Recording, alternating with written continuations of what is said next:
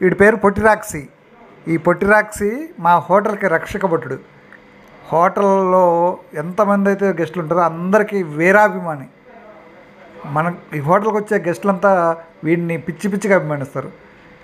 అయితే ఈరోజు ఈ పొట్టిరాక్షి గారికి స్నానం చేపిస్తూ ఉన్నారు మా స్టాఫ్.